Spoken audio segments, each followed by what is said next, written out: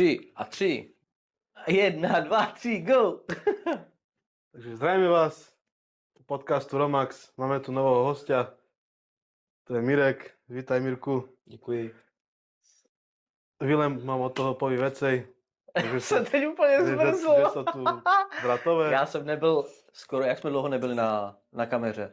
Dost, no. No, mně to připadá jak 2 roky, ale určitě to bylo tak možná měsíc a půl. Lidi určitě si pamatujete víc, protože asi následujete. Ale no, já jsem zmrzl na chvilku.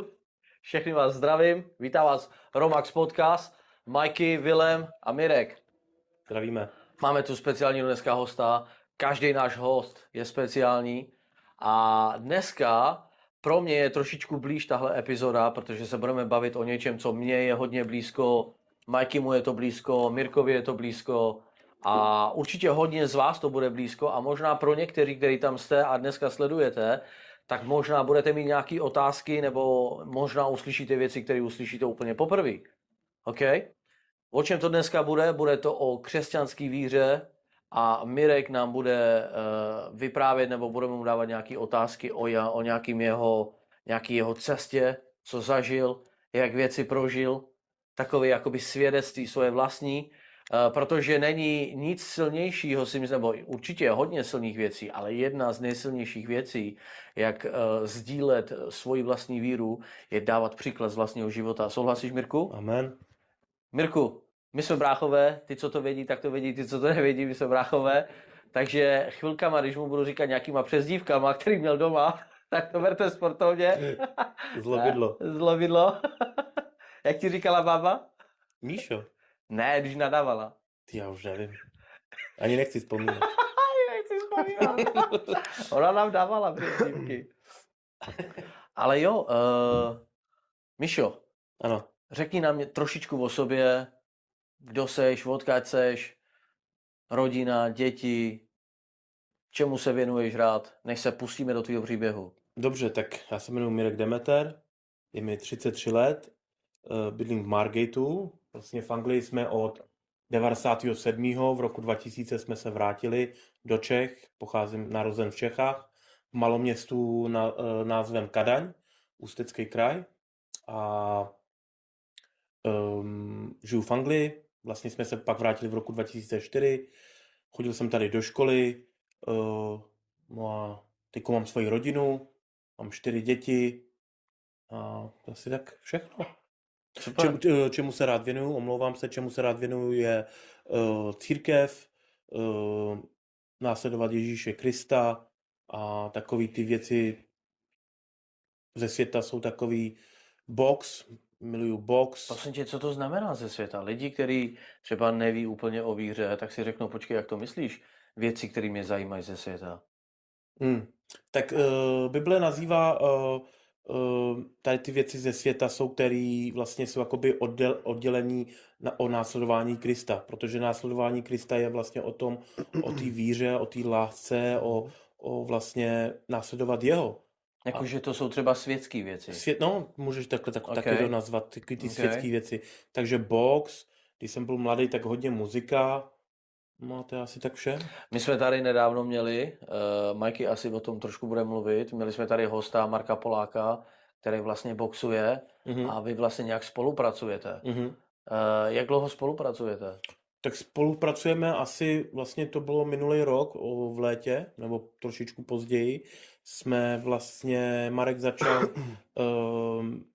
mít takový jakoby s dětmama box, vlastně to bylo o disciplíně, nebo je to o disciplíně, je to o motivaci, je to vlastně o sebeobraně. No a já jsem se k němu přidal s tím, že vlastně, protože jsem to vždycky měl rád, vždycky jsem se tomu věnoval a můj sen vždycky byl učit děti box. A vlastně pán to tak udělal, že já jsem se ozval Markovi, říkám, Marku, chtěl bych s tebou spolupracovat v tom. A... Jaký pán?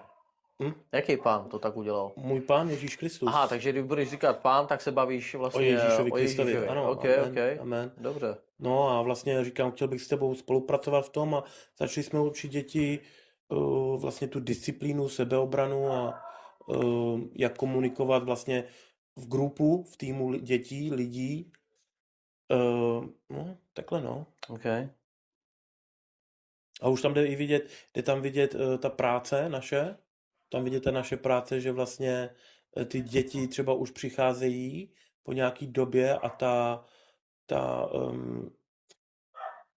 že třeba například měli problémy ve škole, měli problémy ve škole s tím, že někdo je šikanoval, nebo někdo byl na něj Takže je to takový asi místo, kde oni se můžou jakoby léčit, Ano. zároveň fyzický trénink vlastně pomáhá duševnímu zdraví a zároveň vlastně je to pro vás takovej jakoby kroužek nebo klub, kde můžete je směrovat tím trošku jiným směrem. Jo? Ano. Wow, ano. super, OK. Pamätáš, jak si nám dal jeden session? Ano, To je pamatuju. krása. Ľudze, fakt. Boli sme tam ja, brat Vilko, co je tu s nami, není tu s nami Nežka. Jo, to jsme zapomněli říct, sorry. Šát, Vilko? Vilem tam s nami bol a to bola totálne katastrofa. To je Nie, že krása. katastrofa z jeho strany, ale katastrofa z našej strany. Krása. Lebo to sme tam obehli Zničil nás. pár metry a sme normálne spadli na brucha. Konec. To je krása. to Dali bylo sme moc, sebe no. sparingy a fakt to je... Takto sebe povíš, že idem do ringu a páč, jak se bije toto, tamto, toto, ale idz tam ty. Přesně, brácho. Přesně. A to Minútu, jsem pocítil. 2 minútu nevytrimeš a ja som boxoval tu s Mírkom minútu a normálně som padal. A to je... To, Ramena, mě překvapilo, jak mě polely ruce držet je nahoře. Minutu ne? nebo 2. Ono jako takhle, kdybyste mi řekli držet, tak je držím. Ale když jsi v tom adrenalinu, tak seš nějak prostě naplej nebo něco takového v tobě je. Možná ty budeš vědět, o čem mluvím, trochu víc, ale prostě na tebe padne taková váha, tíha, že prostě, když dáš dolů ruce na 10 sekund, tak je to uvolnění. Navereš sílu. Asi za to, že tak klinčujú často, ne? Či? Ano, to je jeden z důvodů, proč se klinčujou.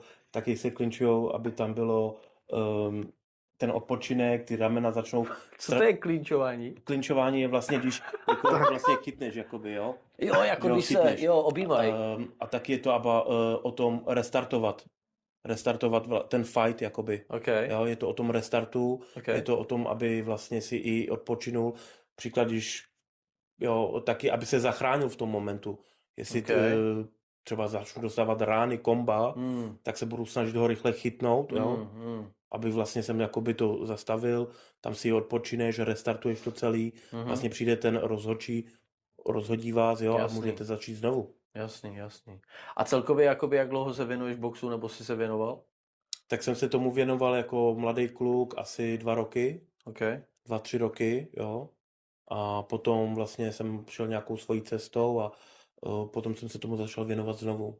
Ale bylo to takový, už to nebylo takový jako aktivní, ale bylo to spíš pro tu lásku toho. To je taký tvůj koníček, no. Jasný, no. Ano, Dobře. ano. Hele, lidi určitě zajímá tvůj příběh. Pojďme skočit rovnou do tvýho příběhu. Velmi rád. Kde chceš začít? Jako já můžu mluvit teď za Mirka. Mirek jako malé dítě byl úplně ten nejrostomilejší kluk na světě. Kudrnatý vlasy, úplně jak prstinky, vypadal jak ta Shakira. Shakira Erestu. Kerestina. Byl úplně rostomilej. Kam si ho dal sednout, tak seděl. To vydrželo tak 6 dní, poté co se narodil. Ne. To samý s mým Mirečkem, no. Jo. No a prostě potom to byl takový hodně živý kluk. Takový prostě normální klučina, prostě, však jsme vyrůstali na vesnici, ne, tak jsme dělali nějaké blbosti, prostě normál. A potom už předávám slovo tobě. Asi nějak jsme došli nějak asi do 15 let, prostě ne, nebo něco takového. No, ono takhle jako, kde mám začít? Tak první začnu u svého Pána Ježíše Krista, kterého miluju, který miluje mě. Jemu chci dát tu největší slávu. Všechen sláva a chvála patří jemu. Amen. Už jenom, že jsem tady v tom podcastu, ta sláva jde jemu, není to Určitě. o mně, je to o něm. A vlastně, kde mám začít, je asi s tím, když jsem začal vyrůstat jako mladý kluk, do 12 let, vlastně brácha Vilém, žili jsme spolu, viď? No a potom bratr si našel přítelkyni a udělali si svatbu a vzali se a vlastně tam to jakoby šlo trošičku jakoby už kopečkem dolů, protože můj brácha vždycky byl takovej, to je jako taková ta moje ochrana, taková ta moje direkce, který mě dirigoval a tady to můžeš a tady to nesmíš a byl tam takový ten respekt. Byl tam taková ta úcta k mým tobě Hmm. od malička. Hmm. Jo, protože třeba Monika tam mohla, ségra, mohla na mě jako řvát, jo. Koho si vzpomněl? Ona prostě mohla jako dělat, co V chtěla. jiný epizodě vám Mirek řekne příběh. Jo, O tak, respektu v rodině. no a, Ale ať nestratíme ten vibe, jo, sorry. jo, takže není za co. Takže vlastně do těch 12 let jsem byl takovej klidnej, takový jakoby pod tím dozorem a byl jsem to nevinný dítě. A vlastně, když bratr si jako už měl svoji rodinu, A to je zajímavé, co říkáš teďkon, protože když to tak jakby trošku divákovi vykreslím, tak můj život v té době šel naopak. Teď jsem si to uvědomil po tolika letech. Můj život jakoby byl hrůza a pomalinku šel nahoru, dokud se nepotkal manželku, Jessiku, a od té doby to šlo nahoru k lepšímu a u tebe to zase naopak šlo jinak. Druhým směrem. Je to tak? u mě to šlo vlastně skoro podobně. Vlastně podobně, akorát dokud ty jsi byl, jakoby jsme bydleli spolu u mámy, u rodičů, u táty, tak všechno bylo tak jako OK, jo. Ale potom vlastně jak jsi se odstěhoval a možná i to bylo tím, že prostě jako jsi mladý teenager, jo, tak jako jsem začal chodit ven a kluci a prostě tráva a tady ty věci, tak jsem začal padat do těch věcí tam jakoby venku ve světě, nebo jako venku. V zkrácenosti, jak jsi se dostal k trávě? Ten moment, pamatuješ si ho, ten první moment? Jestli to je vhodný. Tak to Nepodporujeme tyhle věci, je to příběh, OK? Osobní. Jak skončíme, pojďme se zahodit. Děkuji, Jane. Tak vlastně to bylo tak, jako, že k nám se nastěhovali romská rodina, jo, moje dobrý kamarádi, Petr a Emil, a začal k nám se jako nás navštěvovat i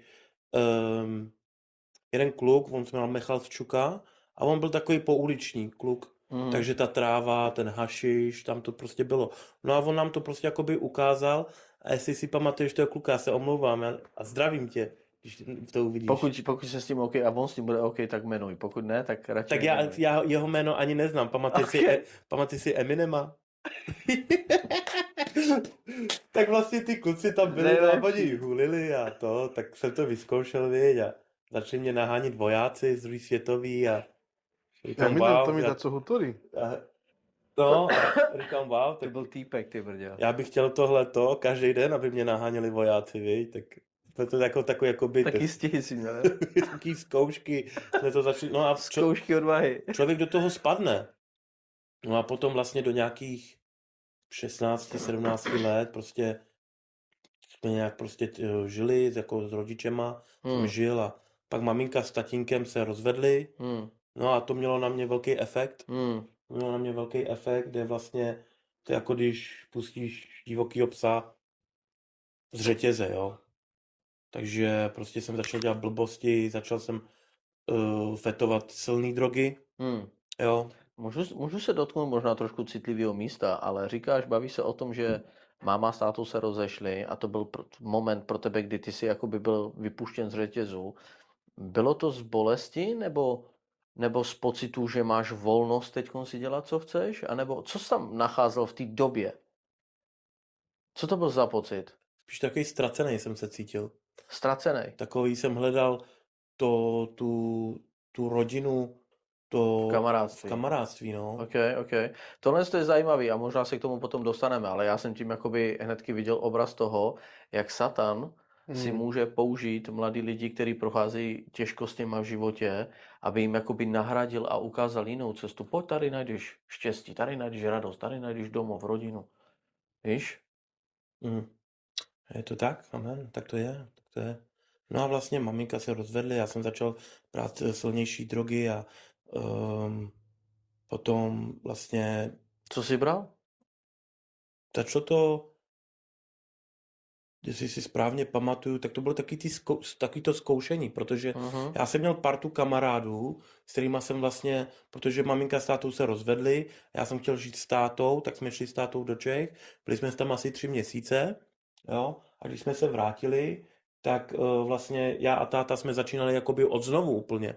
Akorát táta, to bylo taky těžký pro něj, tak já jsem bydlel jakoby u jeho kamaráda, u Míši Balaže. Mm. Jo, Mm. zdravím. A vyrůstal jsem s Mirkem Balažem, vlastně Jana Bendíkovo rodina, zdravím Honzu. A vyrůstal jsem s nima. A to byla ty dobrý kluci. Sice ano, hulili jsme, jo, ale nedělali jsme ty horší věci. No a pak byla druhá parta, a to byli kluci taky z ulice, no a oni brali ty silnější drogy. A to prostě jako já jsem se s nima kamarádil a jo, protože jsme vyrůstali spolu od malička, a tak jsem to začal vyzkušovat a prostě už můj pán Ježíš Kristus už v té době tam byl se mnou. Že prostě já jsem to vyzkoušel párkrát, říkám, ne, tohle není pro mě. A bylo dobrý, že jsem tam měl přátele, kteří mi řekli, tohle pro tebe není. A vrátil jsem se zpátky k ním, takže to jsem opustil, ty silné drogy. Mhm. No a pak jsem hulil dál a život šel dál, jo, a táta si pak našel přítelkyni a už jsme měli ten domov, jo, domovinu takovou, že už jsem byl jako zpátky s tátou a to a potom jsem si vlastně, už mi bylo kolem těch 20 let a zase jsem pak do toho spadl. Spadl jsem do toho a do těch tvrdých drog a začal jsem fetovat a zase jsem to nějak opustil a pak jsem si našel manželku, přítelkyni, začal jsem s ní žít a měl jsem Natálku, moji dceru, Alexa a Esterku, který vlastně vychovávám, já je beru jako své vlastní a přišel čas, kdy prostě jsem do toho spadl, ale ten čas jsem do toho spadl hluboko, Do čeho? do těch zase tvrdých drog. Jsem do toho spadl fakt, že hluboko, hodně. Počas manželstva, hej? Počas vlastně toho manželství. A spadl jsem do toho hodně, docela hluboko. On tohle málo kdo ví. Vlastně tohle se teď dozví třeba i, já si myslím, že ona to i věděla, ale třeba teď se to dozví, jo. Mm. Sorry. A omlouvám se za to, ale chvála Bohu, Bůh otočil můj život. A spadl jsem do tvrdých drog a docela hluboko a procházel jsem nějakým časem a začalo to prostě kokain, jo, čára sem, čára tam, pak přišlo piko, jo, skrze Gábika. Gábika miluju, i když vlastně to stalo se, co se stalo. No a potom Gábik odjel a přišel jeden kamarád z vězení, nechci jmenovat, nechci dělat nějak, Mhm. jo. Určitě ne. A já ho strašně miloval, toho kluka, do dneška ho miluju, jo. A prostě já jsem mu chtěl věnovat ten čas, jako kamarád, víš, láska, akorát on dělal ty tvrdý drogy, crack a herák, jo. Takže vlastně, protože, jak se říká, s kým budeš, takový... Vrany k vranám se dají. Vrány k vranám se dají. Takže vlastně jakoby ten efekt, protože jsem to furt viděl, tak uka, no. Tady trošku, tam trošku. A z ničeho nic jsem si to šel koupit sám. Víš? A třeba já jsem měl dobrý to, že jsem měl tu rodinu. Protože kdybych neměl rodinu, neměl děti a manželku, ženu, tak bych do toho spadl ještě hlouběji. Ale protože mě furt něco drželo, mě motivovalo, musím se starat, tak to nebylo tak úplně až moc. Byl jsem hluboko, ale nebyl jsem úplně na zemi. Jo, a měl jsem práci a vydělal jsem dobrý peníze.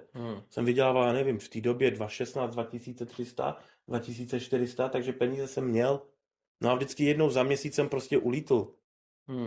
A tady to je jakoby takový malý svědectví, kde vlastně ty taky o tom nevíš. Jeden den prostě jsem utratil asi 500 nebo 600 liber na kreku. Jo, já jsem ten herák nějak nebral, nějak jakoby aktivně. Já jsem to prostě jenom vzal, aby prostě jsem šel dolů trošičku, protože tam vlastně furt jdeš nahoru a oni většinou se to dělá, že se to kouří na folii. Jo, a omlouvám se, že vlastně do těch detailů, ale možná to někoho pozbudí a řekne si ne, jak chci s tím skončit. A vlastně já jsem si to dával do cigarety, jakoby, jo, jenom abych trošičku šel dolů a za celý den jsem vykouřil za 500 liber crack. Jo. Já jsem začal v 10 ráno v Leme a skončil jsem ve 12 večer. A já jsem seděl u Aldy v autě, já jsem tam málem zemřel. Já jsem se málem předávkoval. Já jsem tam vlastně seděl a už jsem měl to poslední a to byl takový kamínek. No ale to jak kdyby si dal takovýhle kámen. Prostě já jsem dostal takový tlak a začal jsem padat dolů. Prostě jsem viděl tmu, jak se už všechno zavírá. A říkám, mě jediný, co probralo, já jsem v myšlenku měl, když si otevřu okno, tak to mi pomůže a to mě vlastně jakoby, jo, z toho vykoplo ven. No a pak ta nenažranost, ta pažravost, říkám, dám si ještě. No a to mi začaly úplně brnět nohy, prostě ze spoda ruce, hlava a to jak kdyby kolem mě projel vlak a zase jsem padal do toho. A když jsem šel potom domů, jsem se lekl. Šel jsem domů, tak jsem měl strach spát, protože jsem si vzpomněl taky nechci jmenovat, na jednoho kamaráda, který vlastně zemřel, který se předávkoval. Takže jsem měl strach jít spát. OK, takže procházel jsi s takým tím obdobím už i v manželství, kde si do toho nějakým způsobem zase spadl do tvrdých. Vůbec mě nezajímala Jak jsi se z rodina. toho vymotal? Jak jsem se z toho vymotal? Co se stalo? Wow, to je úžasné. Lebo jak si našiel tú cestu k Ježišovi? No. Toto ti tak pomohlo, alebo ti pomohla žena, deti? Spíš ta motivace žena a děti, no. A říkal jsem si, tohle není pro mě, tohle já nechci, protože mě už to nedělalo dobře, ale mě to už ubližovalo. Jo. Prostě jsem měl tak stihy, depky, prostě to naháníš celý den. Jo. Říkám si, ne, tohle není pro mě. A prostě jsem se vrátil k trávě a jo, prostě jsem nějak týden byl trošičku ale prostě jsem si řekl ne.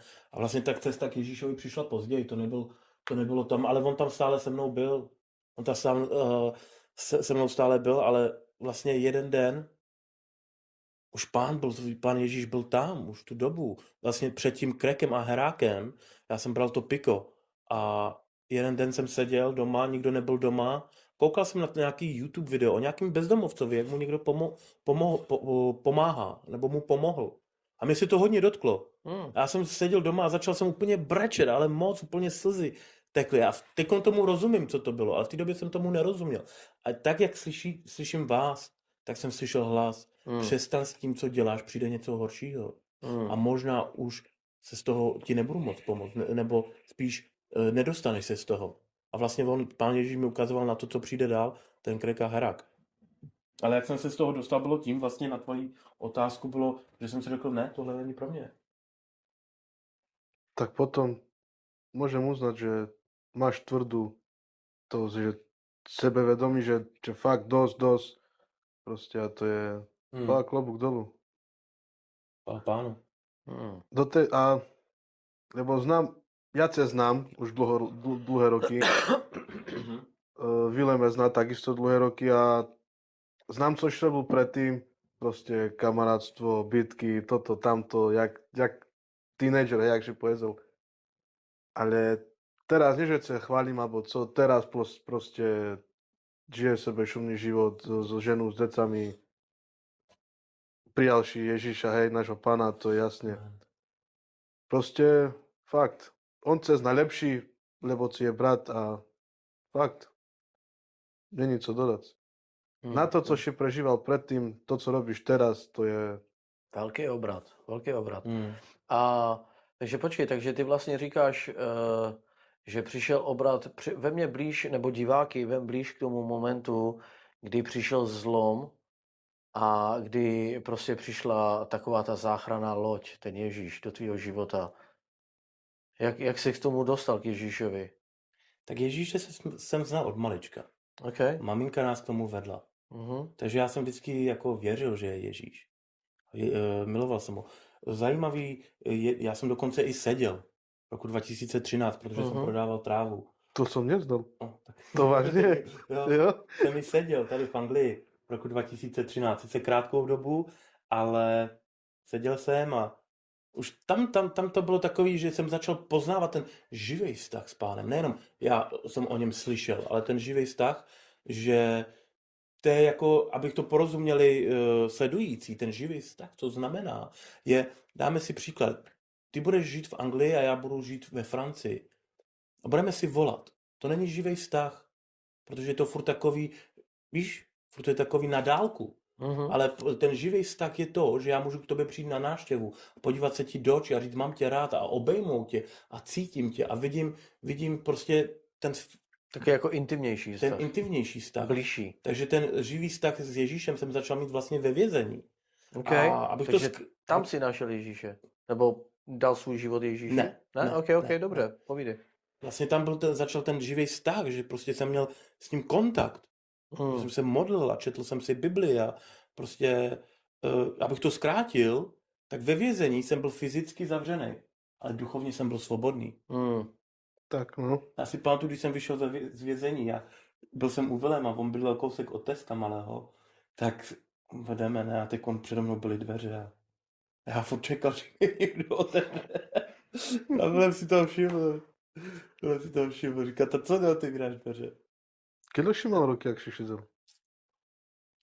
Narozeniny jsem tam měl, 21, takže 20 let.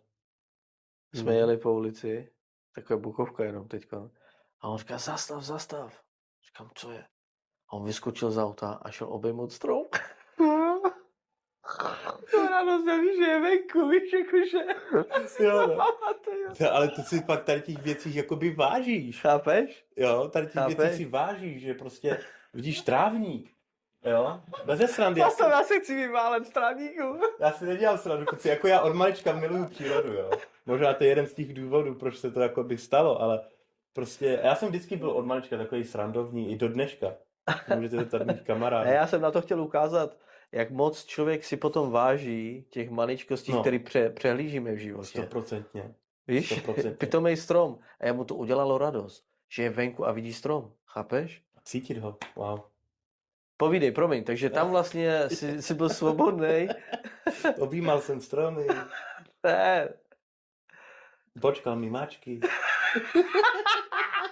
Viděl mi mačku, Hej, počkal mi ju. takže keď vyjdete z basy, perši co spravce, objimce strom a žice jedno toto travu. A 2 dny je zepanky. Takže Pak jdete spát. vlastně vězení byl ten živý vztah takový, že jsem měl s ním fakt ten vztah a pak jsem vyšel ven. Ale je to pravda, promiň, je to pravda, že ve vězení většina lidí si vybere v uvozovkách přistoupit k muslimství kvůli tomu, že mají lepší výhody? Z mojich zkušeností, já když jsem tam byl, tak tam bylo plno muslimů, jo. A oni mě jakoby i přijmuli trošičku, mě přijmuli docela jako dost, jo. Protože vlastně tam šlo i o drogy, aby se to nějak přenášelo, jo.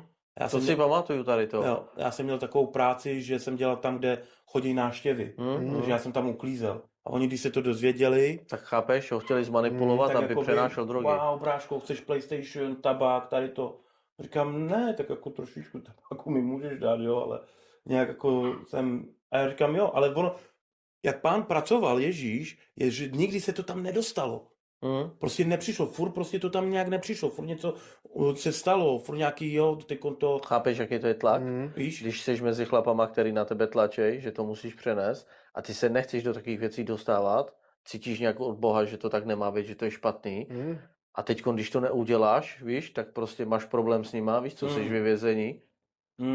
No víš a vlastně, co, to je tlak na člověka. Určitě, no a vlastně, když se o tomhle bavíme, tak prostě Bůh to udělal tak, že prostě se to tam nikdy nedostalo. Jo, a ze začátku oni nás jakoby kontrolovali, ty bachaři. Ale potom, jak už jsme tam dělali nějakou delší dobu, tak si nás ani nevšímali, jo. To je, viď. Takže jakoby ta možnost, jako bylo by to lehký přenést. A vlastně ke konci mě trvalo možná měsíc, než jsem měl jít domů. A já jsem šel za tím Černochem, za tím kamarádem, já už si nepamatuju, jak se jmenuje, a říkám mu, prostě mu to řeknu. Kam, hele, kamo, já za chvilku končím, já jdu za měsíc domů, mě to za to nestojí, já se ti omlouvám, ale prostě já dávám ruce pryč. On jako jsem viděl, že se mu to nelíbí, byl nervózní, ale protože jsem přišel jako chlap a řekl jsem mu to na rovinu, věřím, že tam byla i ochrana pána Ježíše, on to prostě přijmul. A jako furt mě měli rádi. A jak k té otázce, co jsi se ptal o těch muslimech, tam byl jeden muslim a my jsme se začali dohadovat. Ale prostě já bych nikdy k tomu nemohl přistoupit. Já bych k tomu nikdy nemohl přistoupit. A my jsme se doslova jakoby hádali spolu, jakoby v tom zdravým hádání. Ne, že bychom si chtěli ublížit. Ale mě tam doslova chránili ty černoši, jo. Mě tam pak dali práci v kuchyni a... Takže vlastně toho Ježíše si přijmul ve vězení? Ne. Ne? Ne. Ještě před nebo až po? Až po. Až po vězení, OK. Ano. Vem nás tomu blíž. Tak to bylo tak, že prostě jeden bratr z církve evangelizoval, on ani o tom neví. Martin Horvát.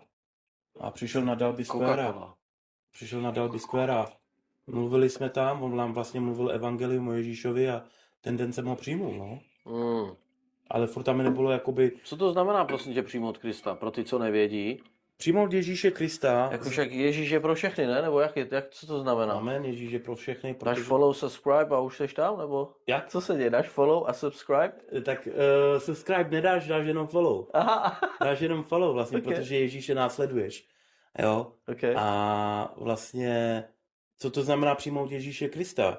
V Bibli se píše v Římanům, nevím přesně ty kapitola, myslím, že 10 nebo 12, možná 8, se píše, když, jestli mi můžeš překládat do češtiny, if you confess with your lips Pokud vyznáš svými ústy and you believe in your heart a věříš ve svém srdci, that Jesus came and rose after 3 days že Ježíš přišel, vstal z mrtvých po 3 dnech a zemřel na kříži, a zemřel na kříži, tak můžeš být zachráněn.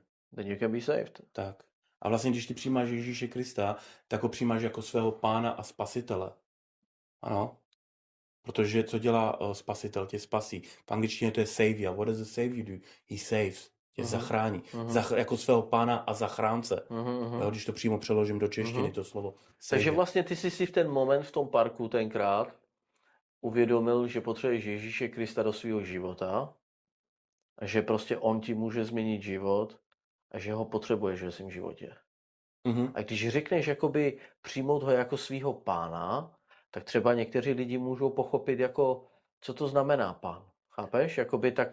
Jakoby, že mu dáváš vládu nad tvým životem v každém aspektu. Amen. To je to, co je myšleno. Amen, jako pán. A tady to, ty to řekneme pro křesťany.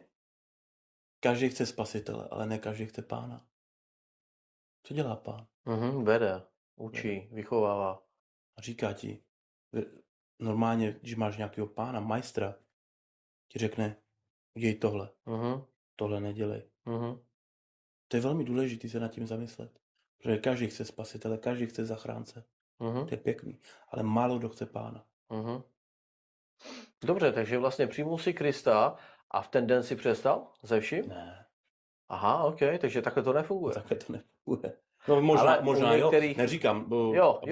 Jsou případy, kde vím, že lidi přijmuli normálně Krista a normálně ten den ze vším přestali, brácho. Amen. Ze vším. Já vlastně, když jsem, promiň, že tě ruším, když jsem ho přijmul, tak to nebylo skrze toho, že jsem si uvědomil, že ho potřebuju a přijdu zachránit, ale to bylo, jak se mě to dotklo, to evangelium, to, co mi říkal ten bratr. Evangelium je vlastně to, co Ježíš pro nás udělal, proč přišel, že za nás zemřel, že nás může zachránit a když dáme svoji víru v něm, tak můžeme být zachráněni. Jo? Takže vlastně mě se to dotklo, protože jsem znal vždycky Ježíše, ale to evangelium mě to tady dalo, říkám, wow, viděl jsem tu krásu, takový ten klid na mě přišel, pokoj. Okay. To jsem ho přijmul. Okay. Tak jak dlouho poté, co jsi přijmul Krista, jsi se zbavil v té době už jenom trávy teda? No v té době už jsem kouřil jenom trávu, no. Jo? Myslím, že... Jak dlouho poté, jako ty jsi už přijmul Krista a pořád si bojoval s trávou, jaký to je žít jakoby s Bohem, nebo přijmout to jako svého spasitele, vyznat, já jsem věřící, já jsem boží dítě a pořád chodit s trávou v ruce. No, je to boj, nebo to prostě necháváš na Kristu, ať si to veme, kdy on chce, nebo jak jsi to zažíval? Kdy přišel ten zlom, že si přestal? Vem nás do těch věcí. OK, takže to vlastně, ty jsi řekl jednu věc na začátku téhle otázky, že když jsi ho přijmul, tak potom jak jsi s ním bojoval? Jak jsi chtěl si přestat? Ne. Okay. Nechtěl. Okay. Já jsem furt pokračoval. Okay. Já jsem trávu miloval. Okay. To byl můj miláček. Můj miláček. Já jsem prostě... Baba miluje. Do večera. Prostě od rána do večera. Jo. Já jsem byl zulený, bráško, celý den. Na mě už si to nepoznal. Prostě já jsem třeba vyhul 3,5 gramu za den. On nebyl sám sebou, když byl v klidu, jakože nebyl sebou. No, ale co se to donúcilo, že fakt prestať, že konec, mám dosť konec. OK, k tomu se dostanu. Vlastně, takže jsem pokračoval furt v tom životě. Jo? Ale zajímavý. Rok poté, než jsem byl znovu zrozený, a k tomu se dostanu. Jo? A vysvětlím, co to znamená být znovu zrozený. Rok předtím, možná i 2, furt jsem volal Vilemovi jednou za čas, říkám, Vileme, já bych chtěl jít na biblický studium. A Vilém chtěl dělat, proto jsem cítil z něho, jak proto chci udělat všechno, jakože wow, jo, já udělám proto, co budu moct, to udělám. To je v mých silách. A on tak jo, tak půjdeme. A vždycky, když přišlo k tomu, a on mi volal, tak co, jdeš? A říkám, no, já mě co přišlo, tady to, tamto, ty výmluvy. Takže už jsem cítil to ťukání na mé srdce. Víš, takový to volání Ježíše. Ale furt jsem nechtěl, jakoby, jo, ne, cítil jsem to, ale furt něco, že ne. No a potom jsme jeli do Čech s tátou. Teta dělala takovou, jak to můžu nazvat? Zabíječku, rodinou sešlost. Rodinou sešlost, takovou na úctu dědy, protože děda rád dělal zabíječky, tak udělala takovou zabíječku. Myslím, že to bylo před Velikonocema nebo na Velikonoce. Tak nějak. A jeli jsme do Čech a byli jsme v Čechách, byli jsme tam týden a tam pán Ježíš začal pracovat. Na tom místě, kde já jsem vyrůstal u dědy. Tam on si vybral ten čas. Ten můj čas. Ale tam byla automaticky vidět změna. To, jak mluvil, jak se choval, jak byl citlivější na věci. Hned jsem poznal, že to není Míša. A ono i přesto, že to bylo pozitivní, že najednou byla změna v něm, že byl takový jiný, víš, plný lásky, víš, citlivosti a to, tak mě to na mě začalo vadit chvíli. Že čo mě taky. Že čo mě taky, protože jsi zvyklý Nebyl si na něho na zvyknutý, takového jaký jiného je. člověka dlouhý roky a najednou je jiný. Tak chviličku mi to vadilo a pak jsem to zkoumal a pak už se začal chápat. Už jsem věděl, aha, tady potřebuji přestat dělat nic, jenom ho nechat jít tu svoji cestu. Wow, zajímavý. A byli jsme v Čechách a přesně teď to velmi vysvětlil. Vlastně, když jsme odjížděli z dědovou baráku po té zabíjece, tak já říkám, Vilém, dej mi moment. Se pomodlím za bábu, dědu, už tady nejsou. Za barák, jak je požehnaný. Začal jsem se modlit do brány, sedli jsme do auta, jeli jsme domů a potom vlastně i bratranec, on procházel nějakou těžkým časem, jo. Že jako nežije nějak finančně nejlíp. Tak jsme hulili, o něco mluví a jsem se začal modlit. Říkám, Pane, pomoz mu. To je zajímavý. Prostě už tam byl fakt ta práce Ježíšova. Už začala ta práce. Pak jsme, a já se modlím a pak si uvědomím, počkej, já ho ignoruju. Říkám, ne, promiň, já jsem tě poslouchal, co? A pak jsme jeli domů, do Čech už, na cestě a brácha se mi zeptal. Do Anglie, myslíš?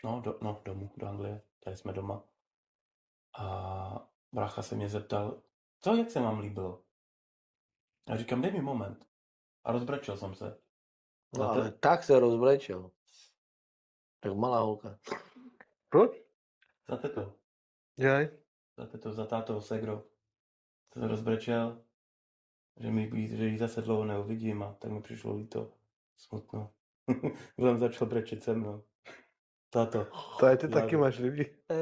Máš lidi špatně. No a vlastně už, jak jsem přijel zpátky do Anglie, domů, tak jsem začal navštěvovat církev. A vlastně, než jsme odjeli do Čech, tak už jsem párkrát byl v církvi.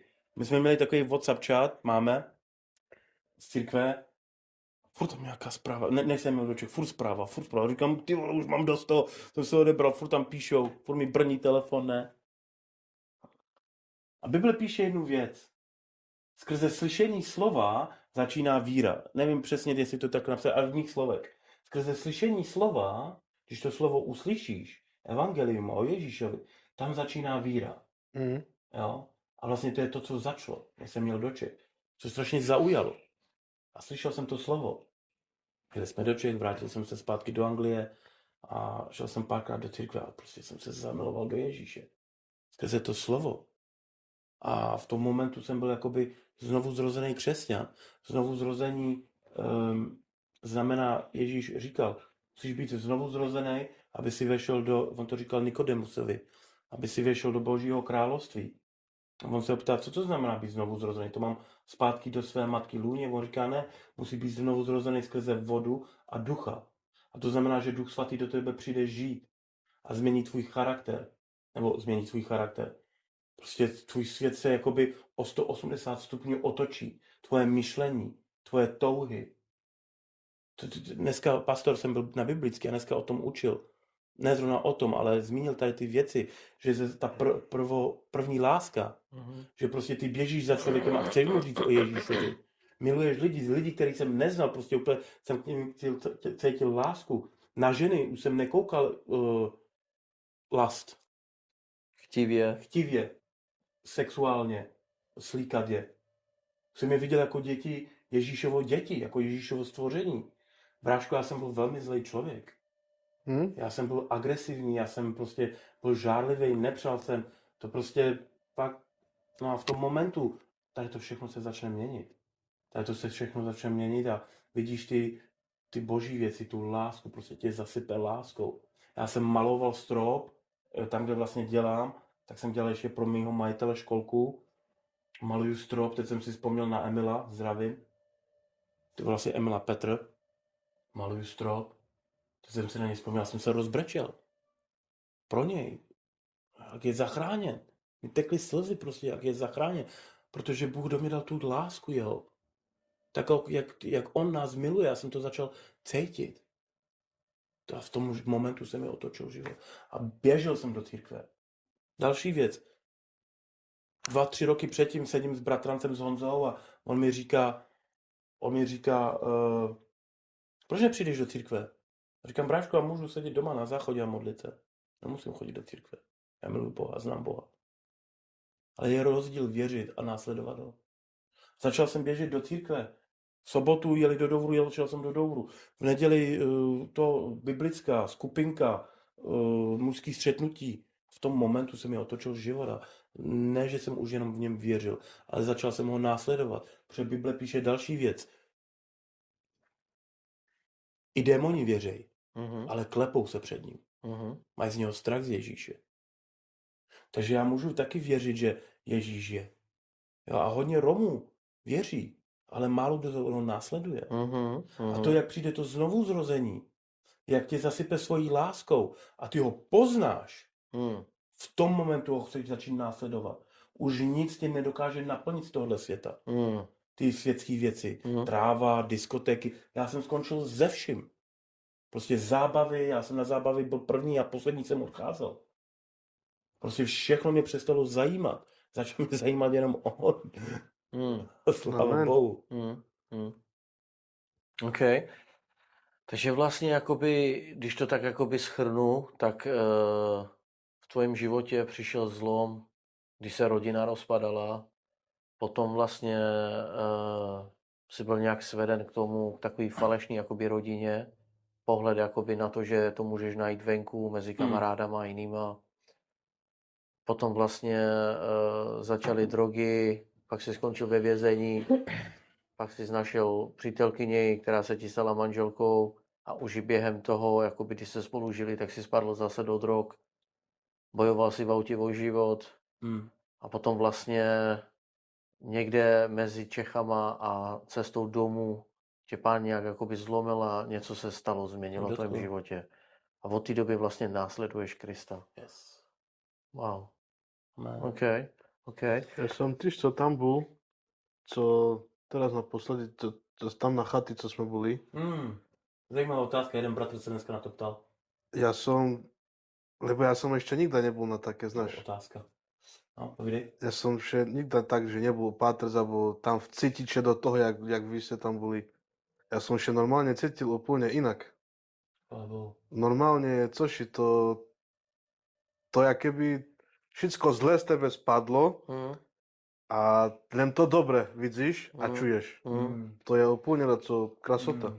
Krasota.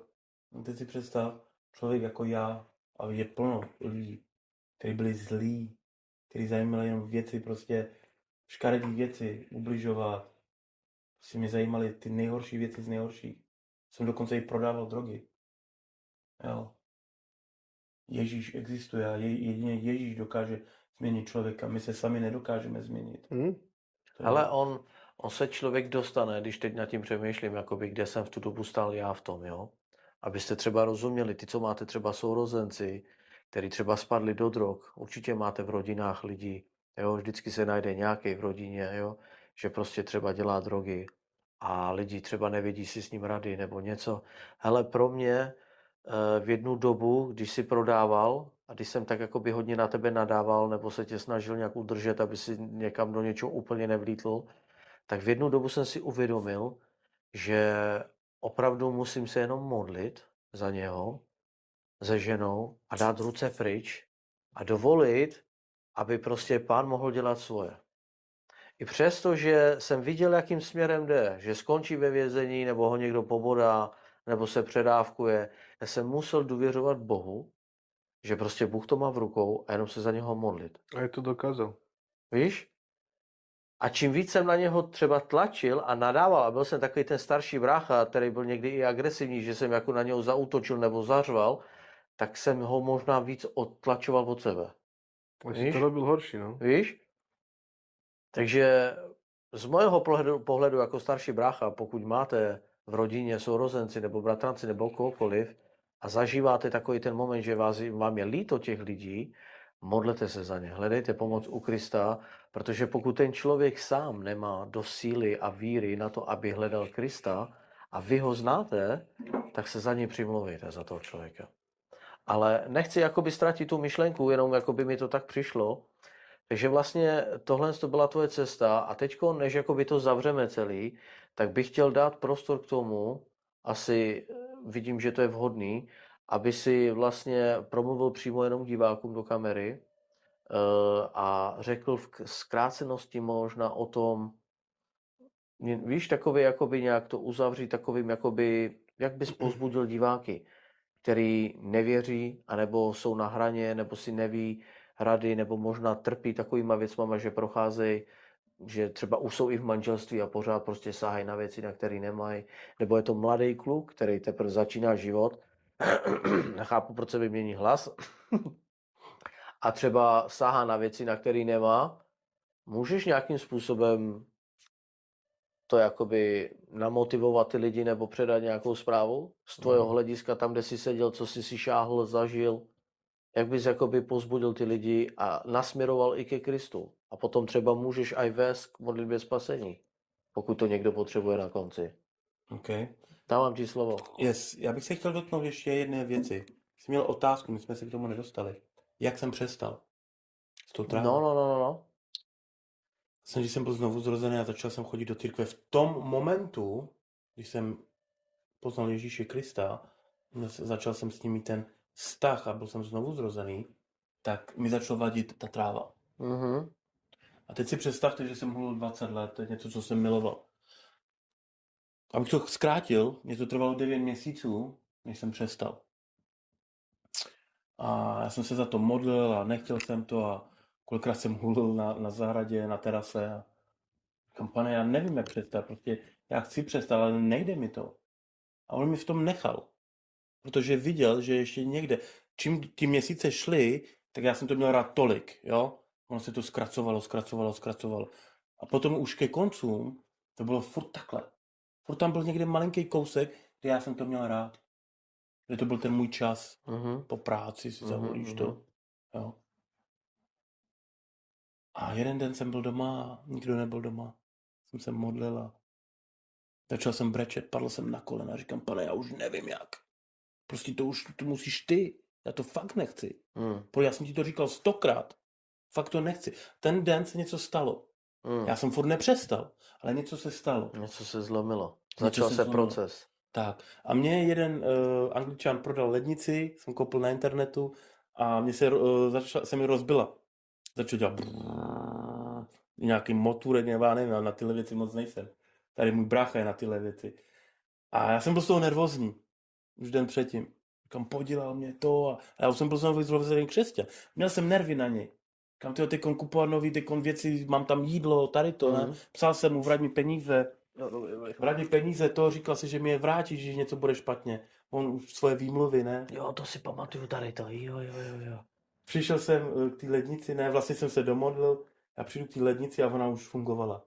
Já neříkám, že přišel Ježíš a něco tam opravil se šroubovákem, jo. Ale prosím, přestala tu lednici. Zavolejte Míšovi, má kontakt na Ježíše a on má takovou krabici a tam má šroubováky. No a vlastně jsem přišel k té lednici, ne, do kuchyně a lednice prostě fungovala. Ale než já jsem šel vlastně se modlit do obýváku, nebo než jsem se vlastně modlil, říkám, proč já se nervuju? Já toho člověka už nikdy neuvidím, nebo jsem ho viděl jednou a nikdo neuvidím, kašlu na to. Když jsem se vrátil, tak ta lednice šla, nebo mrazák, se omlouvám. Začal jsem se smát. Mm. Ale začal jsem se tak smát, že až mě bolelo břicho. Já jsem se takhle už nesmál dlouho. A prostě jsem měl takovou radost. Ten den se něco zlomilo. Mm. Prošel nějaký čas, já to zkrátím. Prošel nějaký čas, přišel jsem do církve za pastorem. Říkám, pastore, já se chci nechat pokřtít. Bylo 25. oktobra, 2 roky dozadu. Já se chci nechat pokřtít. 10. měsíc oktober. Na moje narozeniny, no. Fakt, jo? No. Fakt, jo, Wow, 25. tak to je úžasný. Tak to je úžasný. Šel jsem za pastorem, bylo 10 večer. Do církve, oni tam měli nějaký taky, jenom on tam byl ještě někdo. Říkám, pastore, chci se nechat pokřtít. A náš pastor je takový míru milovný, on nás vždycky pozbudí, vždycky nás miluje, vždycky je úžasný člověk, já ho miluju. A ten den, on ne, že byl nervózní, ale přísný. Něco tak, jak když ty si na mě koukal, že já jsem byl malý kluk. Mm. A za něj z ničeho nic, já říkám, a on dobře, tak jo, udělám jako bazén, nebo u mě doma ve vaně. Říkám, pastore, já to chci v moři. A říkám, však je zima. Já říkám, nevadí, ještě víc mě toto nabuzuje. A nějak jsme se dostali do konverzace o trávě. A on mi říká, no a co když tě nepokřtím? A já se podívám do kamery, jak on se na mě podíval. A co když tě nepokřtím, dokud nepřestaneš? Tak na mě koukal. Jaj. A já na něj koukám, jsem ticho. A říkám si, on to myslí vážně. On mě nepokřtí do té doby, dokud já nepřestanu. Říkám, dobře, tak jdeme proto. Šel jsem domů, vzali jsme to. Ještě jsem potkal Štefana Tyrpáka, po cestě byl tam Martin, Štefan Tyrpák a Pepa Horvat. A šli jsme jakoby k cestě k moři. Vyhodit trávu. Tak jsme šel, proto potkal jsem Štefana Tyrpáka, máme bratranec. Říkám, Štefane, pojď pro mě, pojď se mnou, on šel pro Kuka na vlakový. Tak jsme to jeli, vzali jsme to, šli jsme to hodit do moře, teď jsme se modlili, ale kdyby si viděl to video, já ti jeden den ukážu. Já jsem to viděl, ty video. To vidíš, jak kdyby něco se mě lezlo, jak se trápím. Úplně prostě obličej jsem měl, jo. Pastor se modlil, já jsem to vzal, ještě jsem se pomodlil, říkám, v jménu Ježíše Krista, jsem to hodil do moře. Hodil jsem to do moře, říkám, pastor, já se chci pokřtít teď. On kouká na mě, říká, OK. Ten den jsem se pokřtil, bráško, od té doby nehude. Ty krása. Teď to bude 25. října. 2 roky. 2 roky. Já bych tady mohl být další 2 hodiny mluvit o těchto věcech. Tvá otázka, abych to shrnul?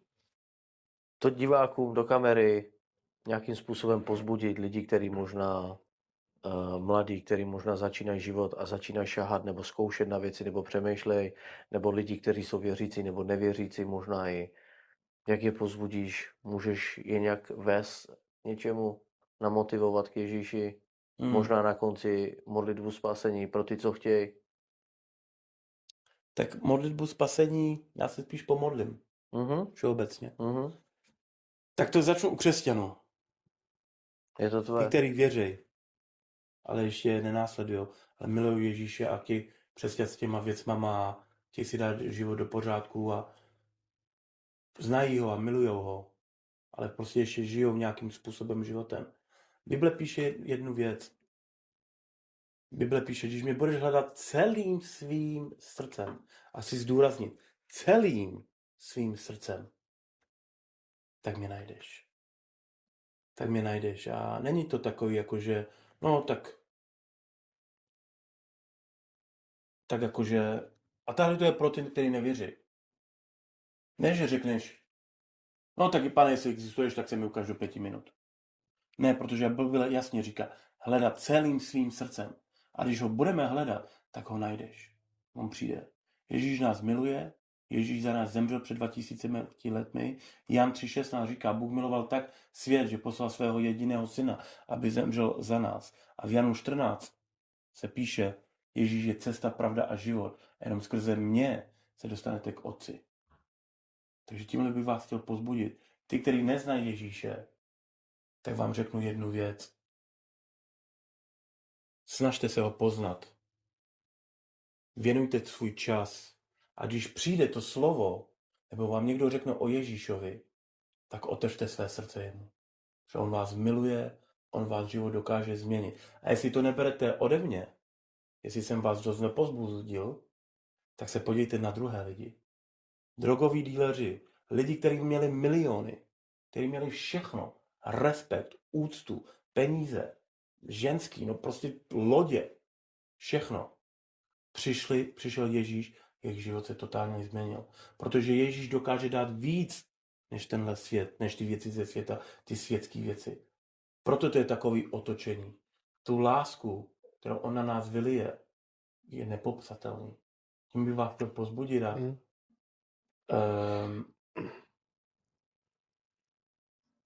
než se pomodlím, tak mám na tebe otázku jednu. No. Jsi řekl, že věříš. Ne? Mm.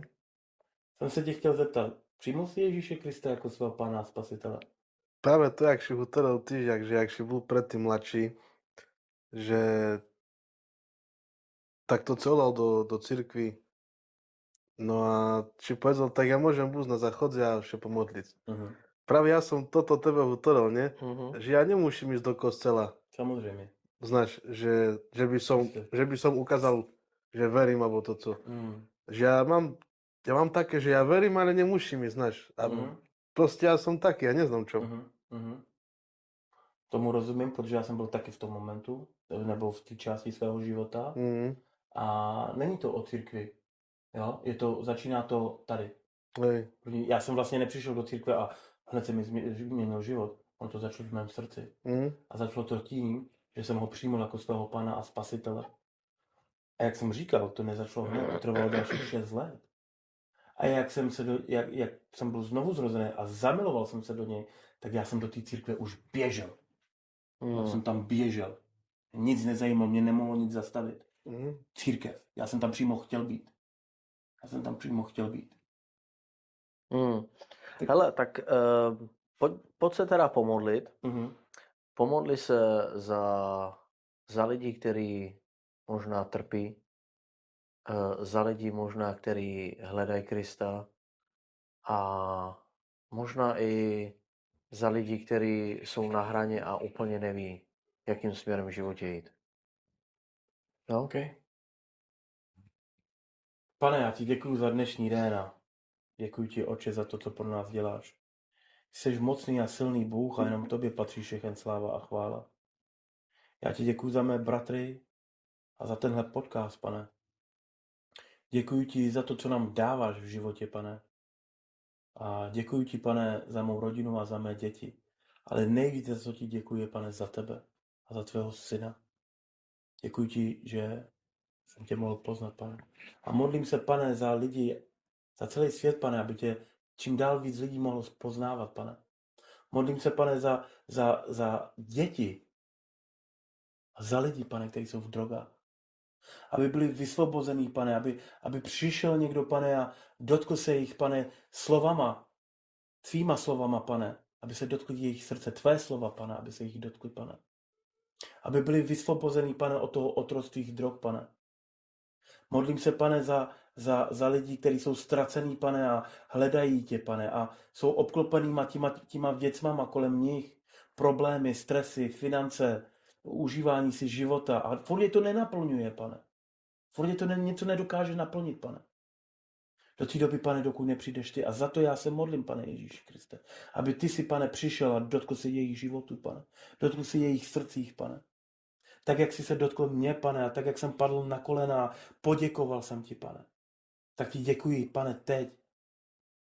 Modlím se proti útokům toho zlého na tenhle svět, Pane, protože tenhle svět, Pane, padá jemu, Pane. Ale ty jsi pán pánu a král králu.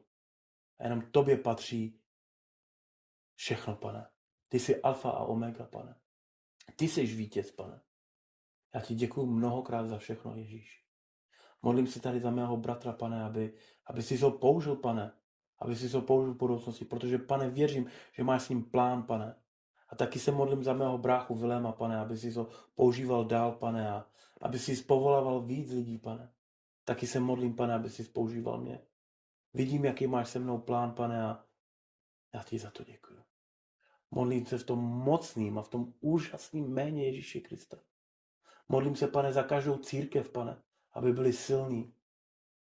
Aby byli silní, Pane, aby stáli pevně, Pane. Aby se šířili tvoje slovo, Pane. Protože nebyli jsme povoláni jenom sedět v církvi, Pane, ale aby jsme vyšli do tady toho světa, Pane, a kázali o tobě, Pane Ježíši Kriste. Ty jsi úžasný a já tě miluju. Modlím se v tom mocným a úžasným a krásným jméně Ježíše Krista.